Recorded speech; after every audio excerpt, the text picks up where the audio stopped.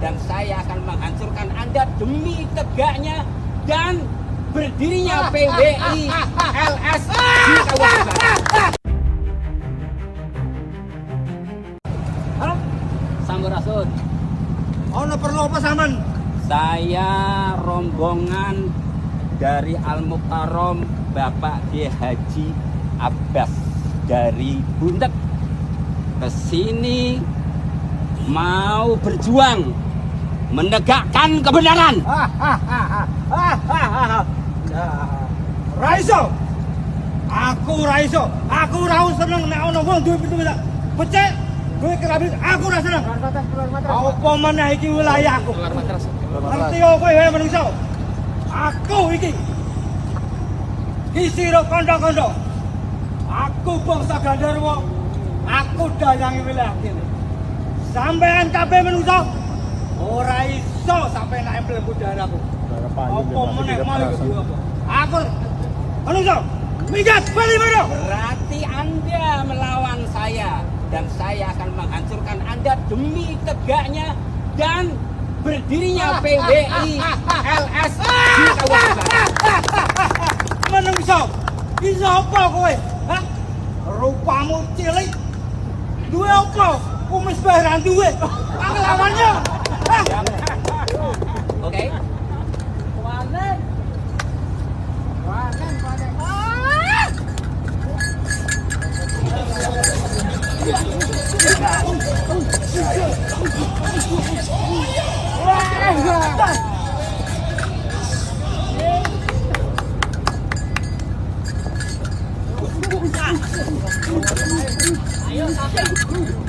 Allahu Akbar. La ilaha illallah.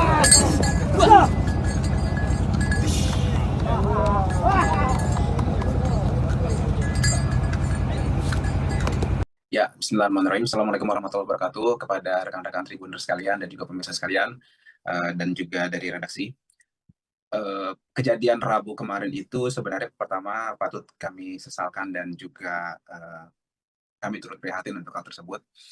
Jadi kronologisnya adalah sebenarnya Habib ini dan rombongan sudah ada jadwal memang. Beliau bertolak dari Tegal, paginya ada acara di Tegal, kemudian sorenya bertolak ke Pemalang di daerah Petarukan. Nah, kemudian hal tersebut sudah terjadwal juga menurut informasi segala hal administrasi terkait dengan acara tersebut sudah beres. Nah, kemudian sebelum itu memang sudah ada beberapa provokasi-provokasi yang kami perhatikan di media sosial, yaitu beberapa video diputar, video lama itu video sekitar tahun 2020 November tentang baliho Habib Rizik disobek atau diturunkanlah oleh aparat kepolisian. Nah, itu kemudian di framing seakan-akan menjelang acara ini. Nah, artinya memang sudah ada propaganda busuk dari pihak-pihak yang memang ingin mengadu domba masyarakat, ingin mengadu domba umat Islam, dan juga ada operasi intelijen hitam yang memang terstruktur di sini. Kemudian kita dari tim di DPP FPI dan juga kuasa hukum mencoba mengklarifikasi bahwa itu adalah video-video lama. Kemudian pada hari hanya tadi, ketika Habib mau beranjak ke panggung kepada tempat tablik yang memang jaraknya kurang lebih 10 menit, nah, Habib ini didatangi oleh beberapa aparat penegak hukum dan aparat keamanan. Nah, mereka meminta Habib untuk tidak tampil dan tidak mengisi acara tausiah tersebut. Nah, ini kami cukup bingung sebenarnya, dan tentu saja kami menolak. Karena selain ini sudah terjadwal, dan juga Habib ini kan ulama, tokoh agama, yang kemudian isi ceramahnya juga terkait dengan agama, yang semuanya itu dilindungi oleh undang-undang. Harusnya dilindungi, dan juga orang-orang yang menolak hal tersebut, kalau memang tidak beralasan kuat, ya, yang memang sesuai hukum dan akal sehat, harusnya kan oleh pihak penegak hukum dan aparat, apapun itu bentuknya, berapapun itu masanya, kan negara ini nggak boleh kalah oleh premanisme. Nah, harusnya yang ditangani adalah pihak yang memang anarkis tersebut. Kenapa saya katakan anarkis? Karena mereka sudah berniat untuk itu. Mau membubarkan, menolak. Kita mau menolak apa? Ajaran yang disampaikan oleh Habib adalah ajaran agama Islam. Dilindungi oleh Undang-Undang 1945. Kemudian juga, cara-caranya konstitusional. Tidak anarkis. Izinnya juga beres. Kemudian semuanya dipenuhi. Nah, tidak ada alasan harusnya justru orang-orang yang menolak itu harus dipertanyakan alasannya apa.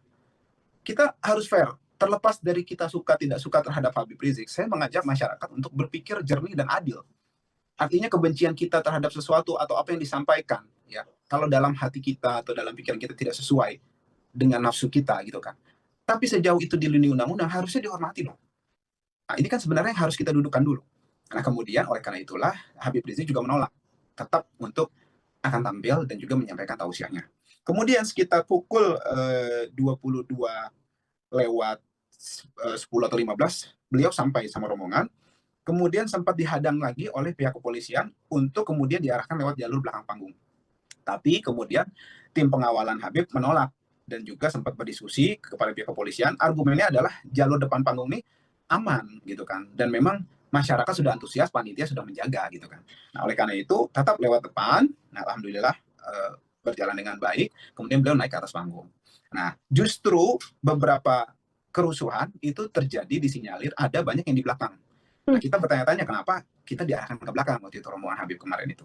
Nah, kemudian kerusuhan yang dimaksud di publik ini yang atau keonaran-keonaran ini itu sebenarnya munculnya ada dua. Yang pertama itu agak besar itu ketika beliau belum sampai di panggung justru.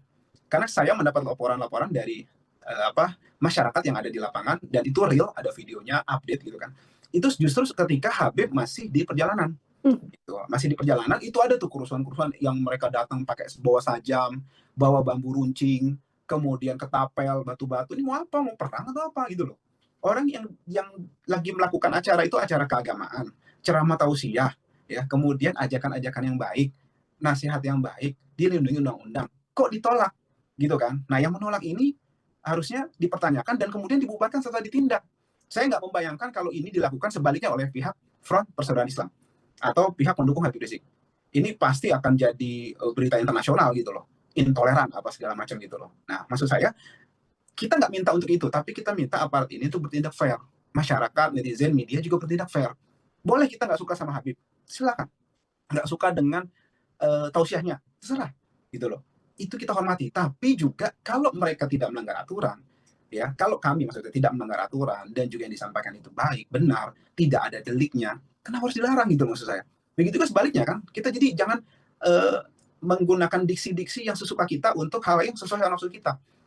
Gitu kan. Jadi kalau terhadap Habib Rizik dan FPI, ini biasa karena ditolak mereka nggak disukai. Kalau sebaliknya ini intoleran. Nggak fair lah ini menurut saya. Ini harus diluruskan, harus dicerdaskan di masyarakat ini. Nah, kemudian saya lanjut, kerusuhan-kerusuhan itu terjadi, ya, tadi saya katakan sebelum Habib naik. Nah, ketika Habib naik, justru sudah mulai kondusif di situ, mulai kondusif dan juga tidak ada lagi gerakan-gerakan massa yang anarkis tadi. Nah, tinggal memang tadi ada yang korban-korban itu kemudian evakuasi gitu kan, baik dari pihak masyarakat ataupun pihak yang berniat jahat mau membubarkan. Dan alhamdulillah juga pihak polisi saya memperhatikan dari video live itu juga ada tindakan setelah itu untuk kemudian melerai dan juga mengusir pihak-pihak yang jahat tadi untuk kemudian keluar dari ini. Mereka itu masuk dari gang gitu, Mbak. Masyarakat sekalian, pemirsa sekalian. Jadi masuk dari beberapa gang-gang kecil gitu kan. Nah, coba-coba masuk beberapa orang gitu. Jadi sporadis gitu kan seperti itu. Jadi memang aparat kepolisian kalau tidak siap waktu itu memang terpecah-pecah gitu kan. Nah, itu terjadi Habib sebelum naik ke atas panggung.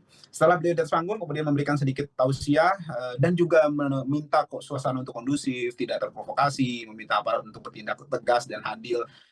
Adem semuanya. Alhamdulillah selesai, tausiahnya berjalan baik, ilmu disampaikan, kemudian ajaran-ajaran Islam yang memang harus perlu disampaikan dengan baik, masyarakat tercerahkan. Nah, kemudian beliau turun, kemudian kembali ke kediaman beliau seperti itu.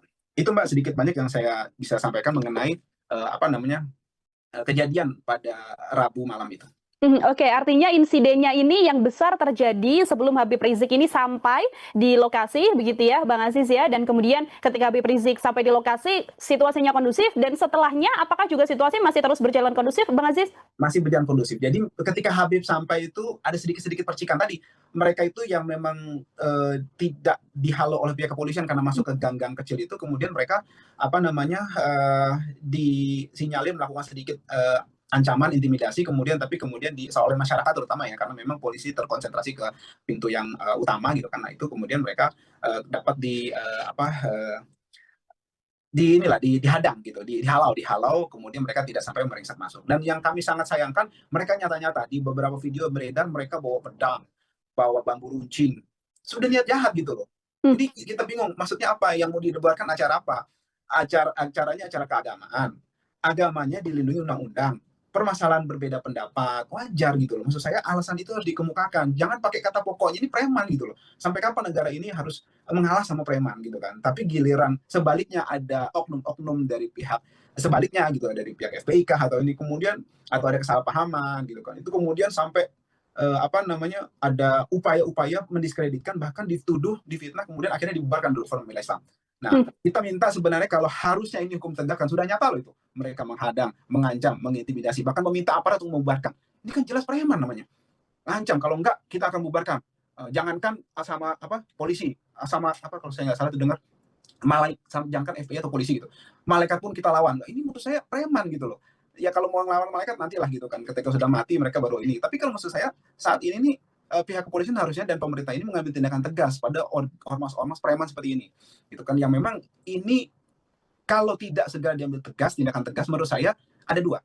Yang pertama memang negara kalah oleh premanisme, atau yang kedua memang sengaja dipelihara untuk membenturkan masyarakat, dan pemerintah ini kok kayak nggak mau masyarakat itu bersatu, adem, dan juga membangun bersama. Dan yang terakhir saya mau sampaikan, Mbak, ada beberapa dokumentasi kita bahwa ketika mereka mau meringsek masuk sebelum Habib datang, itu sudah diingatkan, Anda bukan musuh kita, kita sesama muslim, sesama anak bangsa, Anda ini bukan musuh kami, kita nggak mau ngelawan Anda. Teman-teman dari masyarakat, dari FPI yang menjaga acara itu sampai ngomong begitu loh ke orang-orang yang menghadang itu. Artinya persuasif. Bahkan pasca kejadian, beberapa yang luka-luka itu dirawat oleh orang-orang FPI dan oleh masyarakat sekitar yang memang simpatisan dari Habib Rizik. Dirawat, kemudian ini lukanya akibat bentrokan tadi. Jadi kita tetap adil, gitu kan. Saya mau sampaikan, dan itu kita nyata kejadian seperti itu dan videonya banyak beredar. Seperti itu. Baik, ini kalau dari Bang Aziz sendiri, ini kan ada sempat pro kontra ketika Habib Rizik ini harus masuk lewat depan ataupun lewat belakang begitu ya. Padahal kalau di belakang nyata-nyata memang terjadi bentrokannya adalah yang terjadi di belakang. Apa kemudian tindak lanjut atau sikap dari FPI sendiri menyikapi bagaimana adanya perbedaan pendapat antara kepolisian dan juga massa dari Habib Rizik soal masuk itu tadi, Bang Aziz? Ya, kita sedikit bingung apakah pihak kepolisian ini tidak memahami bahwa ada banyak ormas-ormas preman tadi yang anggota ormas preman tadi yang memang bergerombol di belakang kemudian siap untuk menyerang tadi, atau memang ada motif lain gitu kan. Mudah-mudahan sih kami berhusnuzon ini ketidakpahaman situasi dari pihak kepolisian, dan memang mereka kemudian membuktikan ketika acara berlangsung mereka menghalau orang-orang itu sehingga bentrokan yang lebih lanjut tidak terjadi pada saat itu.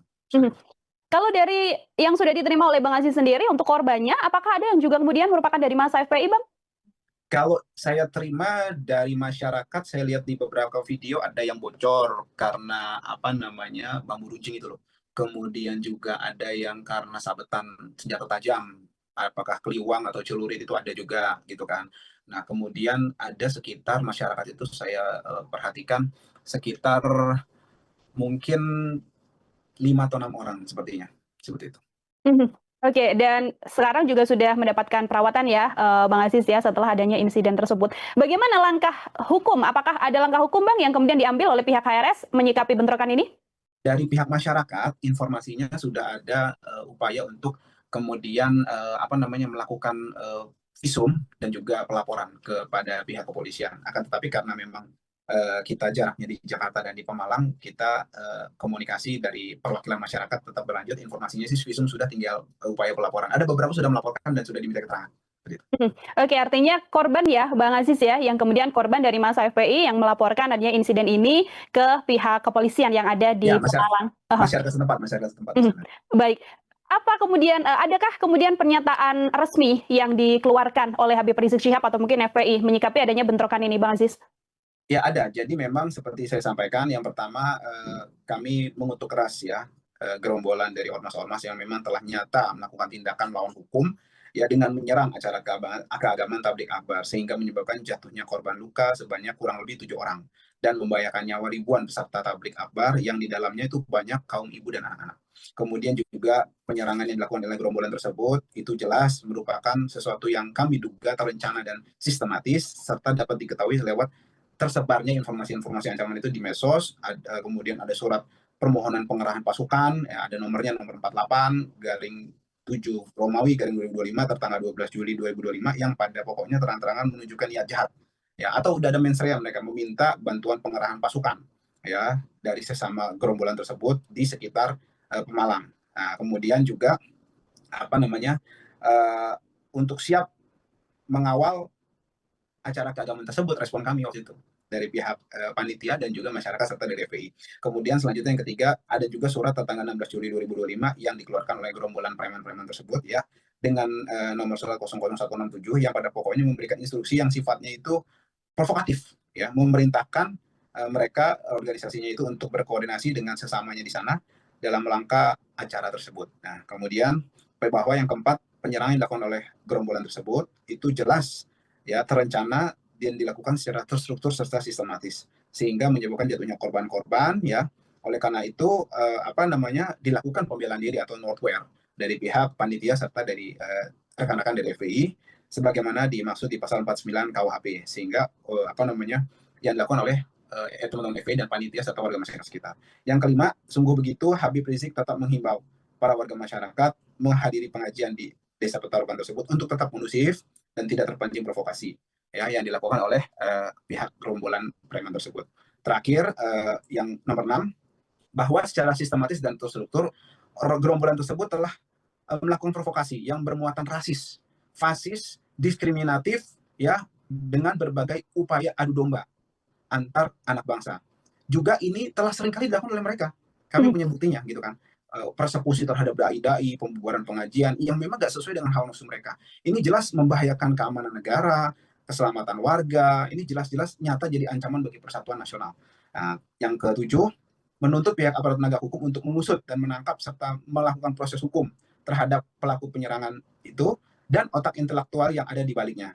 Kemudian menuntut kepada Pak Presiden Haji Prabowo Subianto untuk mengambil langkah-langkah menyelamatkan persatuan nasional dengan membubarkan Ormas PWILS yang telah nyata secara sistematis dan terstruktur menjadi ancaman bagi persatuan nasional, serta memerintahkan aparat penegak hukum di bawah Pak Presiden tentunya untuk menangkap semua pihak, termasuk pelaku, pendukung, dan aktor intelektual di balik ini.